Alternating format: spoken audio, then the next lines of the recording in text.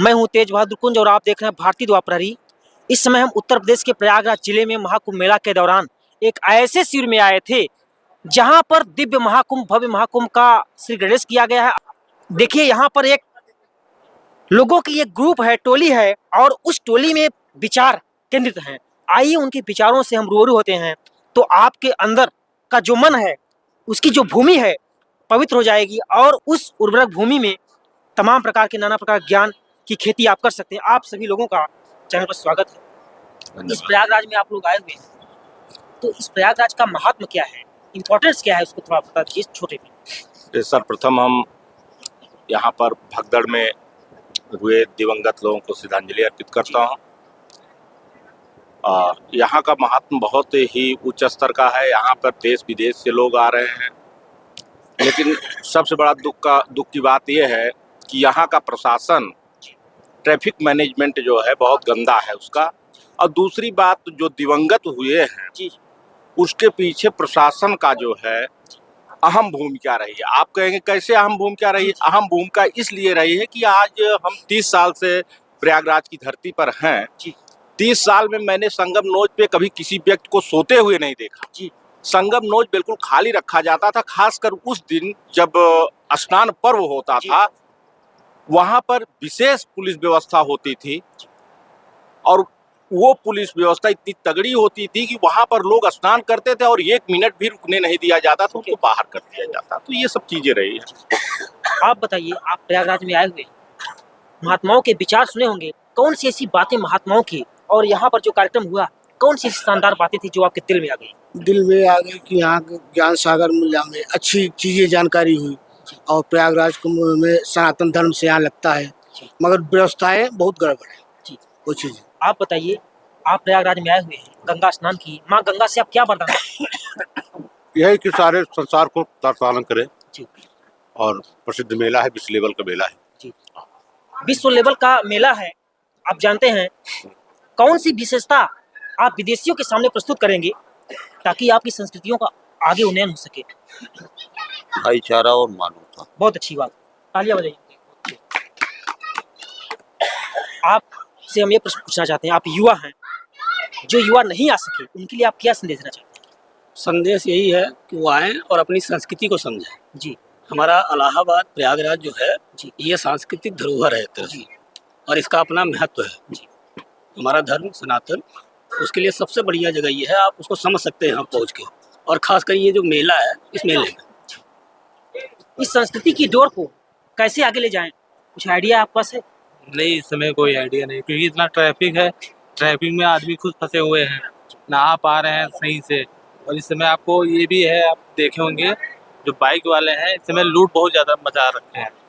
पहली बात ये चीज़ों को ध्यान देना चाहिए। ट्रैफिक व्यवस्था यहाँ पर गड़बड़ है, आप सरकार से क्या गुजारिश करना चाहते हैं? ट्रैफिक व्यवस्था चूंकि भीड़ अपेक्षा से ज़्यादा हो गई है, प्रशासनिक कार्य करने में थोड़ी परेशानी होती है। उसमें यहाँ की जो लोकल जनता है उनका भी सहयोग होना चाहिए। धर्म के प्रति आस्था है तो सहयोग करना चाहिए, तो साथ और आसान हो सके। आप एक महात्मन हैं और जनता को किस प्रकार से प्रशासन को सहयोग करना चाहिए ताकि यह प्रशासनिक कार्यक्रम और अच्छा हो जाए? ऐसा है कि भारत सरकार और उत्तर प्रदेश सरकार दोनों मिलकर व्यवस्था किए हैं। इनकी प्रशासनिक व्यवस्था ठीक नहीं रहती, कुछ गड़बड़िया है। घाटों को सब, पुलों को बंद कर दिए। इनको क्या बनाने की आवश्यकता थी? इतने पुल बनाने की क्या आवश्यकता थी? कल्पवासियों के लिए कौन सी ऐसी व्यवस्था हो जाती, बुजुर्गों के लिए कौन सी ऐसी व्यवस्था हो जाती और शानदार लगता है? नहीं, मेला इतना बड़ा मेला है और प्रशासन में भी व्यवस्था बढ़िया है। बुजुर्गों के कुछ बाइक वाले भी उसको ढो रहे हैं और संतों के यहाँ भंडारा सब लगा हुआ है, तो यहाँ कोई समस्या है नहीं। आप साध्वी अर्चना, जो लोग यहाँ नहीं आ सके उनके लिए आपका क्या मैसेज, आप महिला के रूप में बताइए? जो अभी तक यहाँ महाकुंभ में नहीं आ पाए हैं, समस्या बस, परेशानी बस, स्वास्थ्य बस, वो मन से ही प्रारंभ करें। गंगा मैया स्वीकार करेंगे, प्रयागराज स्वीकार करेंगे। आप प्रयागराज के इस महात्मा को जानते हैं ऑलरेडी। हम इस बात को लेकर कहते हैं सनातन संस्कृति जो है उसको बढ़ाने के लिए कोई आपके पास आइडिया है? देखिए, सबसे पहले हम इस दिव्य महाकुंभ भव्य महाकुंभ में अर्चना सेवा आश्रम के इस शिविर के प्रबंधक होने के नाते आप हमारे शिविर में ये आपका स्वागत अभिनंदन है कि आप हमें संचार माध्यमों के माध्यम से हमारे विचार रखने का अवसर दिए। इसका आपकी टीवी को धन्यवाद।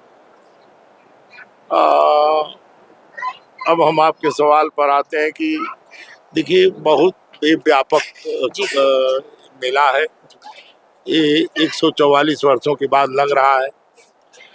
इसके महात्मा को आज संचार माध्यम इतना प्रभावी है कि पूरे विश्व में जाना जा रहा है। आप बताइए, आप प्रयागराज में आए थे और इस महात्मा को आपने देखा, समझा, लेकिन जो भारत की संस्कृति है इसको आगे ले जाने के लिए क्या आपके पास कोई अभी आप कुछ नहीं सोचा इसके बारे में?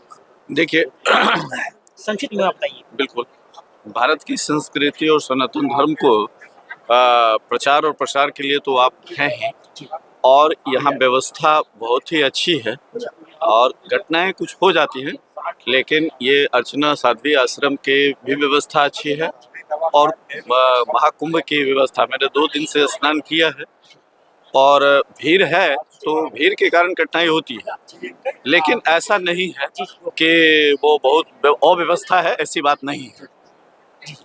दोस्तों, अभी आप लोगों ने सुना कि ये जो स्नानार्थी हैं, जो कल्पवासी हैं, दर्शनार्थी हैं, वह अपने विचारों से आपको अभिसंचित किए और सरकार से गुजारिश भी किए हुए हैं कि उनकी बातों पर अमल करें ताकि देश में चमन का एक कमल खिल सके और भारत की संस्कृति विश्व के छिद्र स्थल पर पहुंच सके और विश्व की संस्कृतियां इस भारत संस्कृति को नमन करने के लिए यहाँ पर आए।